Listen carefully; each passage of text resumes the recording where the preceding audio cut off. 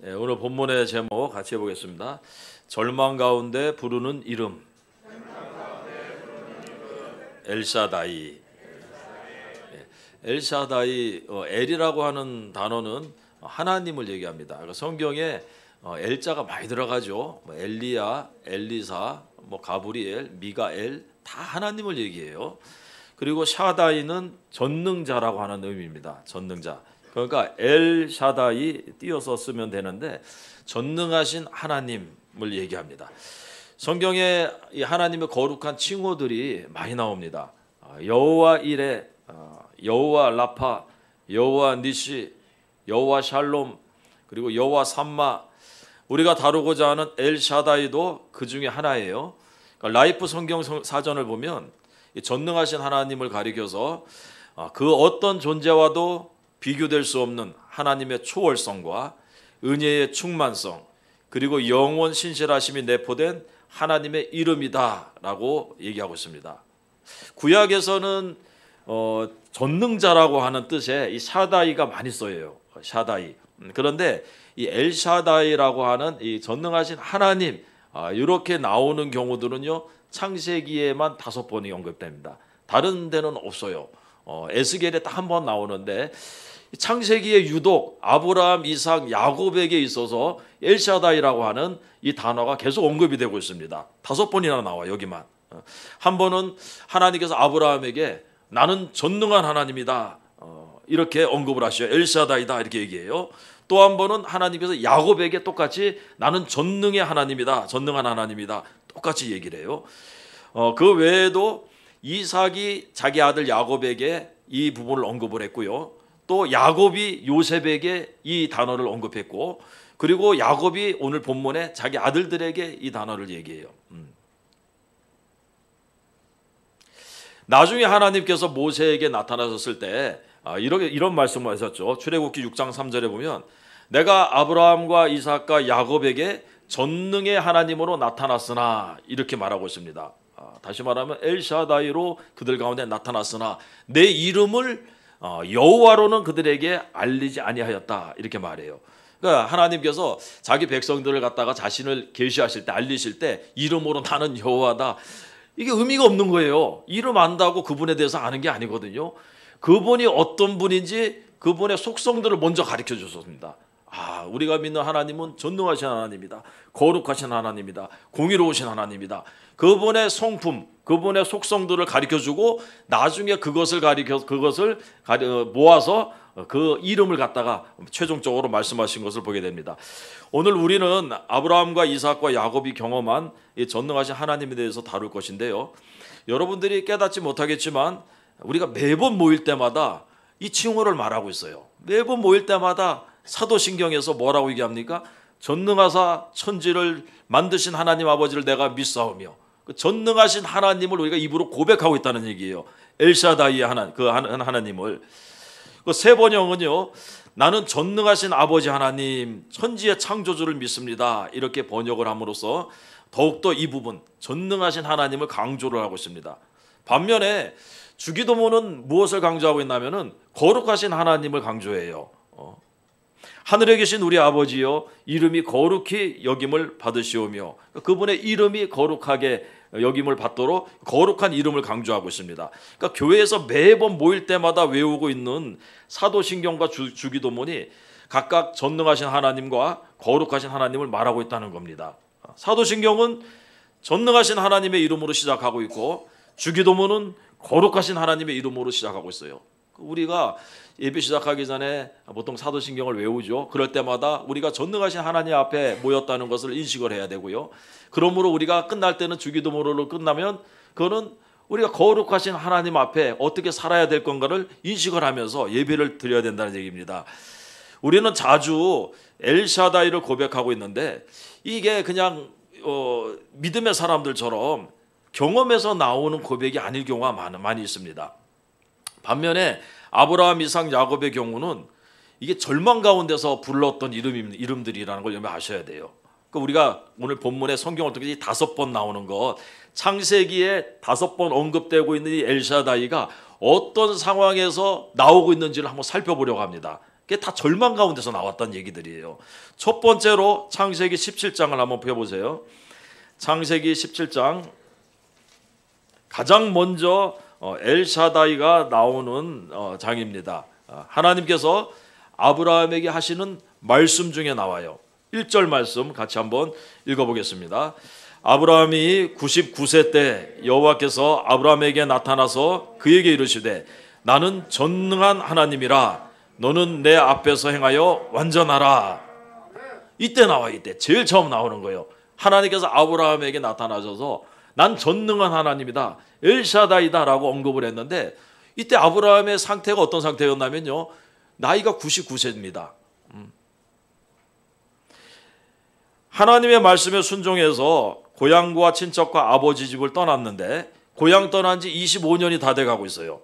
그런데 하나님의 약속은 이루어질 기미가 보이지 않아요. 그러다 보니까 하나님에 대한 믿음과 신뢰가 사라지고 있었던 때가 이때입니다. 한마디로 속으로 어떻게 생각하는 거예요? 야, 내가 이거 속은 거 아닌가? 하나님 이럴 수 있는가? 나에게 실망하고 있는 거예요. 실망. 바로 앞장에 보면요, 16장 끝에 보면 하갈이 아브라함에게 이스마엘을 낳을 때 아브라함이 86세였더라. 그리고 그 다음 장이 99세 때 13년 동안 아무런 응답도 없고 아무런 말씀도 없고 징조도 없고 그냥 13년을 뭐 하면서 보냈냐면은 첩의 아들 키우면서 보냈습니다. 그 실망할 수밖에 없는 거예요. 실망할 수밖에. 내가 고작 이거 이러자고 내가 여기 왔는가? 그런 생각 안 들었겠습니까? 뻔한 거 아니겠어요? 얼마나 실망했겠습니까? 그 실망감이 17장 전체에, 우리가 읽었던 17장 전체에 나타납니다. 17절에서 18절을 보면 아브라함이 엎드려 웃으면서 마음속으로 뭐라고 얘기합니까? 100세 된 사람이 어떻게 자식을 낳을까? 사라는 90세니 어떻게 출산하리요? 하고 아브라함이 하나님께 한마디 했는데 그게 뭐예요? 이스마엘이나 하나님 앞에 살면 됩니다. 나 기대 안 합니다. 하나님께 실망한 사람, 누군가에게 실망한 사람들이 나타나는 현상이 있는데 그게 뭔가면요, 기대를 안 하겠다는 거예요. 이제 나 당신 기대 안 한다. 그냥 내 방식대로 살 테니까 냅둬라. 이 얘기하는 거예요. 하나님께 실망한 사람들도 마찬가지입니다. 하나님한테 더 이상 기대하지 않아요. 그가 처음에 어떻게 시작됐든지 실망하고 나중에는 아브라함처럼 나오는 거예요. 내가 이제 뭘 할 수 있겠는가? 하나님이 나에게 뭘 해줄 수 있겠는가? 그냥 나 이대로 살게 하나 내버려 두십시오. 이 고백이 나오면 엄청나게 실망하고 있다는 얘기입니다. 아브라함이요, 하나님께 더 이상 기대하지 않고 있습니다. 뭐 고작 자기가 볼 때 하나님의 하신 말씀이 지금 이루어졌는데 첩의 아들 하나가 나온 것밖에 없어요. 그러니 뭘 더 그분에게서 바라겠느냐는 겁니다. 하나님과의 관계가 단절은 안 됐는데 그냥 소원해진 거죠. 이제 소홀해진 거예요. 이스마엘이나 하나님 앞에 살면 되겠습니다. 이러할 때 하나님께서 아브라함에게 하신 말씀이 오늘 본문입니다. 나는 전능한 하나님이라 이렇게 말하고 있어요. 굉장히 절망적인 순간에, 어떻게 보면 답답한 순간에 하나님께서 실망한 아브라함에게 아니다, 너 내가 어떤 사람이 어떤 분인지 모르는구나, 난 전능한 하나님이야 라고 그에게 다시 소망을 불어넣고 있습니다. 그러면서 하는 말씀이 17장 1절 끝에 보니까 너는 내 앞에서 행하여 완전하라 이렇게 말해요. 난 전능한 하나님이야, 너는 이제부터 내 앞에서 행하여 완전하라. 완전하게 행하라는 말은 순종하며 흠없이 살라는 말이에요. 그가 처음 고향 떠날 때 상태가 이랬습니다. 하나님 말씀을 전적으로 신뢰하고 그 앞에서 그분의 말씀대로 살았던, 그걸 다시 회복하라는 거예요. 창세기 12장에 처음에 출발할 때를 보면 아브라함이 여호와의 말씀을 쫓아서 갔다 이렇게 얘기합니다. 그리고 모든 소유를 이끌고 전적으로 하나님을 신뢰하면서 고향 땅을 떠난 것을 보게 돼요. 근데 지금 상태는 그렇지 않다는 얘기입니다. 그때로 돌아가라는 거예요. 그때로. 너가 전에 내게 보였던 그 신뢰를 다시 회복하라. 처음 행위를 가져라. 요한계시록에 나오는 에베소 교회를 향해서 얘기하죠. 처음 행위를 가지라. 처음 사랑을 회복하라. 왜? 나는 전능한 하나님이기 때문이다 라고 얘기하는 겁니다. 자, 하나님께서 그의 신뢰를 다시 끌어내는데 사용한 단어가 바로 이 전능한 하나님이라고 하는 엘샤다이입니다. 그러니까 아브라함이 그 신뢰를 다시 회복했을까? 회복했죠. 몇 달 안 돼서 자기 아내가 90세 된 아내가 입덧을 하기 시작했거든. 회복 안 할 수가 없죠. 그리고 1년 후에 그 아들을 자기 품에 그 사라로부터 아들을 딱 안고 있었잖아요. 그러니 그가 그때 경험한 게 뭡니까? 전능한 하나님을 경험한 거예요. 나중에 독자 이삭을 하나님께 바칠 수 있었던 것도 죽은 자 가운데서 살리시는 그러니까 전능한 하나님을 경험했고 믿었기 때문에 그렇습니다. 여러분 가운데 하나님께 실망한 분들이 있습니까? 아브라함의 하나님이 나의 하나님이 아닙니까? 똑같아요. 그 하나님이 여전히 동일하신 하나님이십니다. 하나님의 약속을 믿고 출발했는데 아무것도 이루어진 게 없습니까? 어느 순간부터 하나님께서 아무 말씀도 안 하시고 또 아무 증거도 보이지 않습니까? 아브라함은 13년 동안 그랬어요. 아까 얘기했잖아요. 16절 끝에부터 17장 처음에 거기 16장 제일 끝에 아브라함이 86세였더라. 17장 1절에 아브라함이 99세 때 왜 그걸 기록하고 있어요? 13년을 그가 이렇게 살았습니다. 요셉이 17세 때 애굽으로 내려가 가지고 30세 총리가 될 때까지 종살이 옥살이 하는 동안 그 사람도 13년을 그렇게 살았어요. 아무런 것도 없이 그러면 오로지 하나님을 신뢰하면서 나아갔던 사람이 요셉이에요. 뭐 징조가 보여서 그런 게 아니고 맨 마지막까지 요셉을 시험하지 않습니까? 그냥 다 된 줄 알았는데 이 술 맡은 관원장이 나간 다음에 2년 동안을 꽁꽁 먹을 소식이에요. 그 얼마나 여러분 우리 같으면 답답하고 실망하겠습니까? 그럼에도 불구하고 결국 하나님께서 이들을 통해서 전능하신 하나님을 보여줌으로써 신뢰를 다시 회복하는 것을 보게 됩니다. 그렇습니다. 처음 신앙을 회복하고 처음 신뢰를 다시 회복해야 돼요. 우리가 해야 될 거는 이거밖에 없습니다. 그분은 어제나 오늘이나 영원토록 동일하신 분이에요. 내 상황이 다르고 상황이 바뀔 뿐이지 하나님이 바뀌는 건 없습니다. 그분의 능력이 떨어지거나 그분의 속성이 바뀌거나 그분이 다른 분이 되는 게 아닙니다. 그분은 여전히 이때나 지금이나 전능하신 하나님으로 우리 가운데 계시다는 사실을 믿으시기 바랍니다. 여호와의 유월절이라고 하는 찬양이 있는데 그 가사에 이 내용이 나오지 않습니까? 내 주를 향한 사랑과 그 신뢰가 사그러져 갈 때 딱 아브라함의 상황이었어요. 그 모든 것이 하나님을 향했던 처음 사랑과 그 처음 그 신뢰가 점점 사그러져 갈 때 그때 하나님께서 하늘로부터 장막을 덮어버리는 거예요. 놀라운 얘기죠. 그러면 되는 겁니다. 우리 가운데 우리 마음의 심령에 하나님께서 하나님의 장막이 덮이면 그러면 우리가 하나님을 다시 신뢰할 수 있어요. 내 앞에서 행하여 완전하라. 그 말씀은 이제는 소망을 품고 다시 시작하라는 거예요. 나 전능한 하나님이니까 이제 너 그렇게 경거망동하지 말고 내 앞에서 다시 나를 믿고 출발하라는 얘기입니다. 두 번째 엘샤다이라고 하는 단어가 창세기 28장에 나옵니다. 한번 펴보시겠습니다. 28장.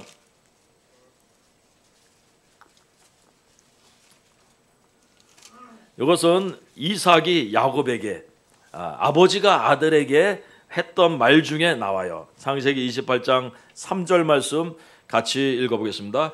전능하신 하나님이 내게 복을 주시어 내가 생육하고 번성하게 하여 내가 여러 족속을 이루게 하시고. 우리가 당시 상황에 대해서 살펴볼 필요가 있죠. 당시 상황은 야곱이 장자권 빼앗겠다고 그냥 아버지 속이고 형 속이고 그리고 나서 일이 탄로 나가지고 형 에서가 야곱 죽이겠다고 하는 그런 상황입니다. 야곱과 에서가 이 당시에 나이가 쌍둥이인데 75세에서 76세예요. 그러니까 그 당시에 140년을 넘게 살았으니까 인생의 한 중반이라고 생각하면 됩니다. 지금 우리 나이대로 이제 40대 이렇게 생각하면 돼요. 그때였고요. 그의 아버지는 135세 정도 됐습니다. 나이가 많아가지고 눈이 잘 안 보였어요. 그리고 언제 죽을지 모르는 상태였습니다. 그래서 이삭이 내가 죽기 전에 내 마음껏 내 큰아들 해가지고 유언하려고 하던 차에 일이 이렇게 벌어진 겁니다. 동생 야곱이 형이 받아야 할 아버지의 축복을 가로채 버렸습니다. 그리고 이 에서는 이 동생을 죽이겠다고 마음을 먹고 결심을 해요. 아버지를 곡할 때가 가까웠은즉 내가 내 아우 야곱을 죽이리라. 그러니 나이 많고 눈도 안 보이는 아버지가 두 아들의 싸움을 어떻게 말리겠습니까? 이제 일은 뻔하죠. 한 사람은 살인자가 되고 한 사람은 죽은 자가 되는 거예요. 이때 그 아내 이삭의 아내 리브가의 말에 따라서 야곱을 삼촌 집으로 피신시키기로 합니다. 그리고 삼촌 집으로 보내면서 야곱에게 했던 말이 이 말이에요. 오늘 읽었던 3절 말씀입니다. 전능하신 하나님, 너에게 복을 주시고 하나님이 아브라함에게 주신 땅, 내가 거류하는 땅을 차지하게 하시기를 원한다. 이렇게 얘기하고 있습니다. 왜 전능하신 하나님을 찾고 있는지 이제 알 수 있지 않습니까? 이삭은 다른 족장들하고 달리 평범한 인생을 산 사람입니다. 그의 아버지 아브라함이나 그의 아들 야곱 혹은 손자 요셉처럼 인생의 굴곡이 그렇게 심한 사람이 아니에요. 그런 이삭에게도 큰 위기가 찾아왔는데 오늘 이 본문이 가장 큰 위기를 보여주고 있습니다. 자기 큰아들 성격에 이게 가만두지 않을 게 뻔해요. 그때 이 이삭이 누구를 찾았냐면 전능하신 하나님을 찾는 거예요. 왜? 이미 자기 아버지를 통해서 아브라함을 통해서 전능하신 하나님에 대해서 경험한 바가 있잖아요. 자기 자신이 100세에 낳은 아들이에요. 그러니까 누가 봐도 자기가 믿는, 자기 아브라함이 믿고 자기가 믿는 하나님은 전능하신 하나님이라는 걸 알고 있었습니다. 그 하나님을 신뢰하면서 자기 작은 아들, 막내 아들을 보내는 거예요. 둘째 아들을. 왜냐하면 그 하나님이 아니고서는 절대로 하나님의 약속이 야곱에게 이루어질 수가 없어요. 오늘 28장 3절에 보면 무슨 얘기를 하고 있냐면요. 전능하신 하나님이 너에게 복을 주셔서 뭐 하라는 거예요? 하나님의 약속이 너에게 이루어지기를 원한다, 이 얘기를 하는 거예요. 4절까지 보면은 결국은 아브라함은 처음에 이삭은 처음에 자기 에서에게 축복을 하려고 했지 않습니까? 근데 하나님이 막으셨어요. 그걸 깨달았어요. 하나님의 뜻이 야곱에게 있구나. 근데 지금 상황을 보니까 야곱에게 이루어질 가능성이 없어요. 왜? 야곱은 지금 삼촌집으로 지금 보내고 있는 상태고 거기서 돌아오게 될지도 모르는 상황이고 지금 이 땅과 이 집은 지금 에서가 차지하고 있습니다. 아무리 봐도 하나님의 약속이 야곱에게 이루어질 가능성은 없어요. 지금 상황에서는. 그렇지만 그 상황에서 이삭이 누구를 찾고 있냐면은 전능하신 하나님. 그 전능하신 하나님은 어떻게든지 하나님의 약속을 이룰 것이다. 그래서 야곱을 다시 하나님께서 이리로 부르시고 야곱에게 이 땅을 주시고 하나님께서 그 약속을 야곱에게 이루실 것이라는 것을 믿고서 지금 하나님께 전능하신 하나님을 얘기하고 있다는 얘기입니다. 그대로 됐지 않습니까? 결국은 이 헤브론이라고 하는 그 이삭과 아브라함이 살던 그 땅을 야곱이 차지해요. 하나님의 약속이 그대로 이루어졌습니다. 자기의 인간적인 생각으로는 도저히 안 되는 상황인데 그 상황에서 하나님께서 이 일을 이루시더라는 얘기예요. 그때 전능한 하나님을 찾고 있어요. 두 번째로 거기서 나오는 거예요. 세 번째는 창세기 35장에 나옵니다. 아마 35장을 펴보세요. 35장은 하나님께서 야곱에게 하시는 말씀이에요. 11절 말씀 우리 같이 한번 읽어보겠습니다. 하나님이 그에게 이르시되 나는 전능한 하나님이라 생육하며 번성하라. 한 백성과 백성들의 총회가 내게서 나오고 왕들이 내 허리에서 나오리라. 아멘.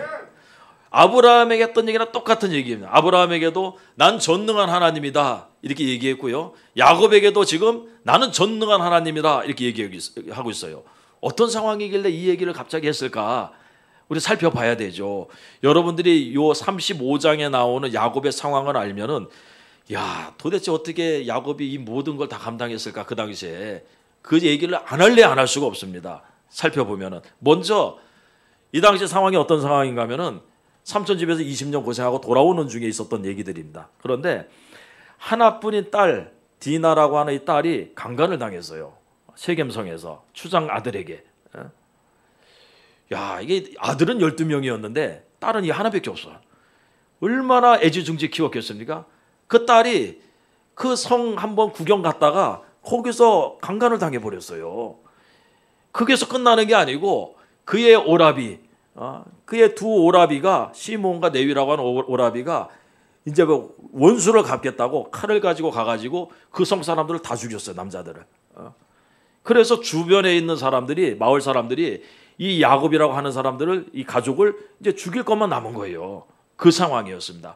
그래서 급하게 도망을 해가지고 어디로 가게 되냐면은 베델이라고 하는 곳으로 가게 돼요. 도망할 때 다행히 하나님께서 막으셨죠. 추격하지 못하도록 사명 고울들로 두려움을 줘버렸습니다. 그래서 그들을 보호해 줬어요. 근데 여기서 끝난 게 아니에요. 베델에 겨우 도착해가지고 이제 안도의 한숨을 쉬면서 그러고 있는데 그 자기 어머니의 유모라고 하는 드보라라고 하는 이 유모가 그 야곱과 계속 동행을 하고 있었습니다. 그 유모가 죽어요 거기서. 그게 뭐 그렇게 중요한 얘기입니까? 왜냐하면 자기를 키운 사람이에요. 이 드보라가. 아니 어머니 사라가 사라가 이삭을 갖다가 90세에 낳잖아요. 그러고는 뭐 저기 그 나이에 뭐 이삭을 갖다가 돌보고 했겠습니까? 니브가도 60세 그 자기 아들을 낳고 이삭이 60세 때 그 아들을 낳고 이렇게 되지 않아요? 그러니 대부분 그 유모라고 하는 니브가의 유모였던 이 사람이 아마 그 자기 그 니브가의 아들이었던 야곱을 이렇게 키웠을 거예요. 근데 그 사람이 그래서 소식도 듣고 이렇게 하려고 아마 야곱에게 보내가지고 그 삼촌 집 거기에서 같이 머물다가 같이 내려오고 있었던 것 같습니다. 거기서 죽은 거예요. 그러니 얼마나 큰 슬픔에 잠겼는지 몰라요. 야곱이 그 사람을 그녀를 상수리 나무 아래에다가 묻고 나서 그 나무 이름을 지었는데 알론바굿이라고 이름을 지어요. 그 알론바굿의 이름이 뜻이 뭔가면은 통곡의 상수리 나무예요. 그 굉장히 자기 어머니를 잃은 것처럼 슬픔 가운데 있었다는 얘기입니다. 자기 딸 강간당하고 그리고 그 세겜성 사람들 다 죽이는 바람에 주변 마을들로부터 쫓겨나가지고 지금 도망하고 있다가 와가지고 겨우 도착했는데 거기서 자기와 어머니와 같은 그 유모가 거기서 죽임을 당하고 근데 거기서 끝나는 게 아니고 얼마 거기서 또 집으로 가던 도중에 자기 아내가 4명이나 있는데 그중에 제일 사랑하는 아내가 라헬이잖아요. 이 라헬이 막내 아들 둘째 아들 낳다가 거기서 죽어요. 해산하다가도 죽어요. 그래가지고 길에서 그냥 장사 지내. 자기 묘실이 있어요. 막벨라 그래. 거기다가 장사도 못 지내고 그냥 길가에다가 베들레헴 그곳에 에브라시라고 하는 그곳에다가 장사를 지냅니다. 거기서 끝나는 게 아니에요. 거기서 무슨 일이 또 일어나게 되냐면 자기 큰 아들 르우벤이 자기 첩 비라와 통간을 해버려요. 또 이건 뭐 말도 안 되는 일이 지금 제가 말씀드리는 거 5가지가 연거푸 계속 일어나 버렸습니다. 그게 35장에 나오는 내용들이에요. 딸이 강간당하고 세겜 사람들이 추격하고 그를 키우며 동행했던 드보라가 죽고 아내가 아들을 낳다가 길에서 죽고 장남이 첩과 동침하고 한순간에 사랑하는 사람들을 다 잃어버린 거예요. 그냥 딸도 유모도 아내도 장남도 첩도 이런저런 이유로 그 곁을 떠나거나 그를 마음을 아프게 했다는 얘기입니다. 야곱이 나중에 바로 앞에 와가지고 내가 130년 살았는데 얼마 못 되지만 험악한 인생을 살았다, 험악한 세월을 보냈다고 할 때 아마 요 시기를 얘기하는 것 같아요. 그죠? 누가 봐도 이게 지금 살 사람이 이런 제정신으로 살겠습니까? 이래가지고 그 모든 것을 어떻게 감당할 수 있었겠습니까? 낙심되고요, 탈진한 상태죠. 그 상태에서 어떻게 다시 일어날 수 있었겠어요? 하나님께서 딱 그에게 한 말씀 하셨습니다. 그게 오늘 11절 말씀이에요. 나는 전능한 하나님이라 왕들이 내 허리에서 나오리라 이 땅을 너와 내 후손에게 주리라 이 말씀을 하신 것이에요. 그러니까 하나님께서는 어떤 때에 우리에게 어떤 방법으로 위로하실지를 잘 아셔요. 그러지 않으면 우리가 신앙생활 못합니다. 하기 어려워요. 참 하나님의 위로를 내가 힘들 때마다 하나님의 위로를 자꾸 발견하셔야 됩니다. 분명히 하나님께서는 어떤 식으로든 나를 위로하고 계셔요. 내가 그걸 잘 못 볼 뿐이지 하나님이 하고 계시다는 겁니다. 야곱에게도요, 이런 일련의 사건들 가운데 하나님께서 딱 이 말씀을 하세요. 난 전능한 하나님이다. 내가 반드시 너에게 한 약속을 내가 이룰 것이다. 이 얘기를 하셔요. 그래서 힘을 내서 다시 출발한 거예요. 우리에게 환란이 겹쳐서 일어나고 고난이 막 스트레이트로 막 연붙고 꽂힐 때 그냥 도저히 이제 나는 넉다운 돼가지고 일어나기 힘들 때 하나님 딱 말씀하지 않습니까? 너가 어찌하여 여기에 있느냐? 너가 어찌하여 여기 있느냐? 누구에게 한 말씀이에요? 엘리야에게 한 말씀 아닙니까? 탈진한 상태로 죽기를 간구하던 엘리야에게 하나님께서 말씀하시고 떡을 주고 물을 주고 그래서 힘을 얻게 해서 다시 시작하게 만들지 않습니까?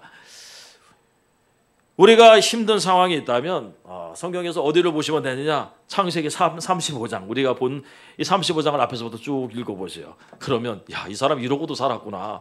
그러고도 하나님의 사람이고 하나님의 인도하심을 받았는데도 이 정도구나. 그리고 하나님께서 하신 말씀을 붙들어야 돼요. 하나님이 난 전능한 하나님이라고 말하지 않습니까? 그 엘샤다이라고 하는 이 이름이 절망 가운데 부를 수 있는 이름이고요. 절망 가운데 붙들을 수 있는 이름이 엘샤다이입니다. 자, 네 번째로 어디에 나오느냐? 43장, 우리가 읽었던 43장에 나오죠. 야곱이 아들들에게 하는 말 중에 나와요. 14절 말씀 같이 한번 읽어보겠습니다. 전능하신 하나님께서 그 사람 앞에서 너희에게 은혜를 베푸사 그 사람으로 너희 다른 형제와 베냐민을 돌려보내게 하시기를 원하노라. 내가 자식을 잃게 되면 이르리로다. 이때 이 상황이 어떤 상황인지 아시죠? 지금 가만히 있으면 굶어 죽게 생겼고 아들들을 보내면 그 막내 아들 죽게 생겼고 이러지도 못하고 저러지도 못하는 상황. 지금 야곱은 두려움 가운데 있습니다. 아들을 잃을지 모른다는 두려움과 기근으로 생명을 잃을지 모른다는 두려움. 두려움이라고 하는 게 아주 원초적인 감정이에요. 늘 우리 마음속에 존재하는 게 이 두려움입니다. 그런데 이 두려움을 잘 살펴보면 결국 그 원인이 어디 있느냐? 상실에 있습니다. 상실. 뭔가를 잃어버린다는, 잃어버릴 수 있다는 그 상실 때문에 두려움이 오는 거예요. 자신의 생명을 잃어버릴 때 가장 큰 두려움이 오죠. 죽음에 임박할 때. 뭔가 잃어버릴 때 두려움이 와요. 내 명예를 잃어버리게 됐을 때 두려움이 오죠. 구속되고 법정에 서고 하는 거는 다 이런 뭔가를 잃어버리는 그런 과정들에서 나오는 것들입니다. 재물을 잃을 때 두려움이 와요.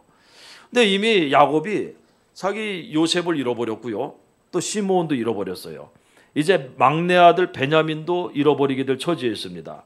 그렇다고 보내지 않으면 다 굶어 죽게 생겼어요. 지금 기근이 극심하니까. 그러니까 흔히 이런 것을 뭐라고 얘기합니까? 트롤리의 딜레마. 여기에 빠져버린 거예요. 트롤리의 딜레마가 뭔가 하면은 브레이크가 고장난 기차가 막 달리고 있는데 브레이크가 말을 듣지 않아요. 근데 저 앞에서 5명의 인부가 일을 하고 있어요. 그냥 냅두면은 5명의 인부가 다 죽어요. 근데 그 앞에 뭐가 있는 선로를 바꿀 수 있는 내일 변환기가 있어요. 이거를 내일을 딱 변화시키면은 선로가 바뀌면서 그 사람들 안 죽을 수 있어요. 그런데 바뀐 선로에 한 명이 일을 하고 있어. 이 사람이 죽게 돼 있어요. 자, 이게 이제 딜레마라고 하는 거예요. 여러분 같으면 어떻게 하겠습니까? 이래도 문제 저래도 문제. 방법이 없어요. 지금 이 상태. 근데 점점 결단의 순간은 가까이 오고 있어요. 어떤 식으로든 결단을 해야 돼. 결정을 해야 돼. 그 결정에 대한 책임을 내가 져야 돼요. 이러면 정말 이거는 그냥 죽는 게 낫죠. 뭐 어떡하겠습니까? 그걸 어떻게 다 감당하겠어요. 야곱이 점점 막다른 길목까지 가고 있었고요. 브레이크 없는 기차가 코앞에까지 와 있는 상태였습니다. 이제 결정을 해야 되는데 그때 야곱이 딱 붙들었던 게 뭔가면요. 엘샤다이예요. 엘샤다이. 전능한 하나님. 그때 딱 떠올린 거예요. 마지막 순간에 바로 코앞에까지 브레이크 고장난 기차가 앞에 왔을 때 그가 딱 붙들었던 게 전능하신 하나님입니다. 그러면 그동안에 이 하나님을 잊어버렸느냐? 아니요. 하나님을 잊어버리진 않는데 전능하신 하나님을 우리가 자주 잊어버려요. 그래서 고민을 해요. 늘 하나님 앞에 기도하면서도 걱정을 해요. 하나님을 안 잊어버려. 잊어버릴 수가 없지. 늘 하나님 앞에 간구하고 기도하고 살려달라고 하니까. 그런데 뭘 잊어버리고 있냐면 그분이 전능하다는 걸 자꾸 잊어버려요. 그래서 고민을 하고 걱정을 하는 거예요. 우리가 늘 전능하신 하나님을 입으로 고백해도 사실 위기가 올 때는요, 그것을 까맣게 잊어버리고 있을 수가 있습니다. 그럴 때 하나님께서 다시 생각나게 해줘버려요. 참 이게 큰 은혜예요. 그러면 그게 딱 생각이 나는 순간 우리 마음의 평안이 같이 확 와버려요. 그래서 두려움이 사라져버려요. 이런 거 경험을 좀 해보셔야 돼요. 내가 걱정, 근심으로 가득 차 있는데 어느 순간 하나님께서 내게 전능하신 하나님으로 내게 찾아오시면요, 내가 그 순간 걱정하고 이러는 게 아무것도 아닌 게 돼버려요. 내가 이거 가지고 걱정하고 있었나? 그러면 평안이 확 와버리는 거예요. 그리고 하나님께 맡겨버리는 거예요. 그 하나님이 나와 함께 하고 계시다면, 그래 내가 자식을 잃게 되면 이르리로다. 그분이 나를 도울 수 없어서 그러는 게 아니고 내가 무슨 이유가 있겠지. 그 하나님을 믿기 시작하면요, 이래도 평강, 저래도 평강한 그런 때가 온다는 얘기입니다. 그렇습니다, 여러분들.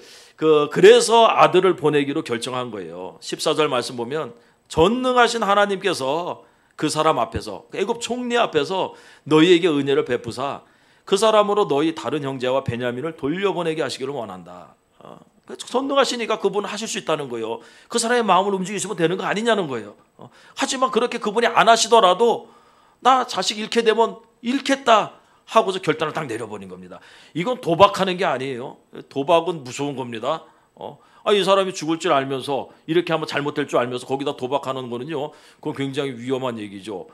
야곱은 지금 도박하는 게 아닙니다. 전능하신 하나님을 믿고 어쩔 수 없는 상황에서 그분을 탁 붙들고 의지하고 나가는 거예요. 마지막 엘샤다이는 48장에 나옵니다. 48장으로 넘어가 보시면 이때 상황은 야곱이 임종을 앞두고 얼마 안 남았을 때예요. 임종을 앞두고 요셉에게 했던 말 가운데 이 단어가 나와요. 48장 3절 말씀 같이 읽어보겠습니다. 요셉에게 이르되 이전에 가나안 땅 루스에서 전능하신 하나님이 내게 나타나사 복을 주시며, 그죠? 자, 이때 가나안 땅 루스에서 전능하신 하나님이 내게 나타났다. 35장 얘기를 하는 거거든요. 자기가 엄청나게 어려울 때 다시 베델로 올라갔는데 그 베델 이름이 원래 루스예요. 거기서 그 전능하신 하나님이 내게 나타나서 복을 주셨고, 또 20년 전에도 베델에서 그에게 나타나서 복을 주셨고, 그 전능하신 하나님을 얘기하는 겁니다. 이 당시 상황이 야곱이 병들고요, 이제 죽을 날이 가까이 왔을 때예요. 연약해가지고 침상에 앉아있기도 힘들 때입니다. 그래서 힘을 내서 1절 말씀에 보면은 그 병들어가지고 그 두 아들 데리고 요셉이 오지 않습니까? 그 2절 말씀에 보면 제일 끝에 보니까 이스라엘이 힘을 내어 침상에 앉았다. 그 정도 상태였습니다. 이런 상태에서 야곱이 의지할 수 있는 분은 하나님밖에 없죠. 그것도 전능하신 하나님. 그가 지금 뭘 생각하고 있냐면은 아브라함과 이삭과 자신에게 약속한 하나님의 약속을 기억하고 있어요. 하나님께서 가나안 땅을 주겠다고 했잖아요. 거기서 민족을 이루겠다고 했지 않습니까? 근데 지금 상황은 정반대예요. 애굽에 있어 지금. 애굽에 있는데 자기는 죽을 날이 가까이 왔어요. 이제 하나님의 약속이 이루어지리라는 보장이 없습니다. 도무지 이게 어떻게 될지 상상조차 할 수가 없어요. 아무리 봐도 인간적으로는 불가능한 상황이에요. 그 상황에서 야곱이 말한 게 뭔가 하면 전능한 하나님, 전능하신 하나님. 나는 못하죠. 그죠? 내 상황은 지금 불가능하죠. 근데 전능하신 하나님께서 이 일을 이루실 것이다 하면서 요셉에게 이 얘기를 하는 거예요. 4절 말씀 보면 그 당시에 내게 이르시되 내가 너로 생육하고 번성하게 해서 너에게서 많은 백성이 나게 하고 내가 이 땅을 내 후손에게 주어서 영원한 소유가 되게 하리라 하셨느니라. 난 이것을 믿는다. 이렇게 얘기하는 거예요. 지금 상황은 애굽에서 70명밖에 안 되는 남자 70명밖에 안 되는 사람들이 내려와 있는데 이거 가지고 뭘 하겠는가 지금. 그런데 나는 그때 베델에서 나에게 하셨던 그 약속, 그 전능한 하나님의 약속을 나는 믿는다. 우리가 붙들어야 될 거 이거 아닙니까? 나 같은 자를 어떻게 하나님께서 저 천국까지 인도하실 수 있을까? 내가 내 자신을 보면 불가능한 얘기예요. 아마 우리 목사님도 돌아가시기 전에, 쓰러지시기 전에 그런 고민을 많이 했을 거예요. 야, 어떻게 이 백성들을 어떻게 이 연약한 사람들이 책임질 수 있을까? 그럴 때 야곱과 같이 얘기를 해야 되는 거예요. 나는 못하지만 하나님께서 내게 하신 약속이 있다. 나는 그걸 믿는다. 전능하신 하나님께서 그 일을 이루실 것이다. 그리고 가신 거겠지. 우리도 마찬가지입니다. 우리도 우리가 하는 게 아니잖아요. 우리가 어떻게 이 큰 사역을 감당하고 우리가 이 세상에서 어떻게 여러분들을 구원하여서 천국으로 인도하겠습니까? 우리는 할 수 없어요. 그렇지만 하나님은 하실 수 있다는 얘기입니다. 지금 야곱은 그 당시에 그때는 믿어지지 않았지만 하나님이 그 약속하실 때 믿어졌겠습니까? 그때 가봐야 알지. 뭐 그거 어떻게 하겠어요. 그런데 이제 죽을 날이 가까이 와가지고 믿어지는 거예요. 자기 인생을 보니까 전능하신 하나님이 자기를 어떻게 인도했는지 눈으로 보지 않습니까? 그리고 그 야곱의 믿음대로 이스라엘은 400년 후에 애굽에서 나오게 돼요. 그리고 가나안 땅에 들어가게 돼요. 하나님이 다 하셨어요. 우리는 이런 것을 5가지 일련의 사건들을 통해서 하나님은 전능하시다는 것을 이 기본적인 것, 아주 이거는 우리는 너무 들어서 알고 있고 매번 고백해서 알고 있지만 그렇게 아는 게 아니고 우리 인생 가운데 경험하셔야 됩니다. 그분이 전능하신 하나님으로 내가 어떠한 처지에 있든지 얼마나 절망 가운데 있든지 그분은 여전히 우리 가운데 세일을 행하실 수 있는 전능하신 하나님이다. 이걸 믿으셔야 돼요. 창세기에 나오는 5번의 이 엘샤다이에 대해서 우리가 다루었는데 중요한 것은 5번 모두 절망적인 상황에서 이 전능하신 하나님이 언급되고 있다는 점입니다. 하나님께 실망했던 아브라함 99세 때 그냥 그런 상황에서 하나님이 말씀하셨고 두 아들을 잃게 된 상황에서 이삭을 통해서 또 그 말씀이 나오고 있고 사랑하는 사람들을 다 잃은 야곱의 그런 상황에서 나오고 있고요. 진퇴양난의 상태에 있는 이 야곱에게 그리고 임종을 앞둔 야곱에게 전능하신 하나님이 언급이 되고 있습니다. 그래서 우리가 절망 가운데 불러야 할 찾아야 할 이름이 이 엘샤다이라고 하는 거예요. 우리 가나안 교회는 이런 사람들이 모이는 교회입니다. 우리 이 교회 우리 여기 올 때 다 이런 상황 아니었습니까? 수고하고 무거운 짐을 지고서 이곳에 찾아왔잖아요. 슬픔이 가득한 상태에서 실망과 좌절 속에서 다 우리 교회에 그렇게 해서 오신 분들이에요. 그리고 야곱처럼 이러지도 못하고 저러지도 못하는 상황에서 자살하려다가 그냥 문 두드린 곳이 이곳입니다. 안 그런 사람 몇 명이나 돼요 여기? 별로 없어요. 그러니까 여러분들이 이곳에서 발견해야 될 것은 그 믿음의 족장들에게 나타났던 그 전능하신 하나님입니다. 전능하신 하나님. 그 하나님께서 나를 하나님의 나라로 인도하고 계시다는 거. 그 하나님께서 나를 부르셨고 내게 하나님의 영을 내게 부어주시고 나와 동행하게 하시고 내 인생을 이끌어가고 계시다는 걸 믿으셔야 돼요. 쉼터 입구에 써놓은 게 뭡니까? 절망에서 희망으로 아니에요. 절망에서 희망으로. 이 문구가 어떻게 해서 가능하게 됩니까? 어떻게 우리가 절망 가운데서 희망으로 바뀔 수 있습니까? 전능하신 하나님으로 말미암아 가능하다는 거예요. 믿음의 족장들이 그 하나님을 의지함으로 결국 희망을 찾고 다시 하나님에 대한 신뢰를 회복한 것처럼 우리도 그래야 될 줄 믿습니다. 엘샤다이 전능하신 하나님이 우리와 함께하고 계시다. 이거를 지금 이 순간에도 또 어려울 때도 잊지 않으시는 저와 여러분이 되시기 바랍니다.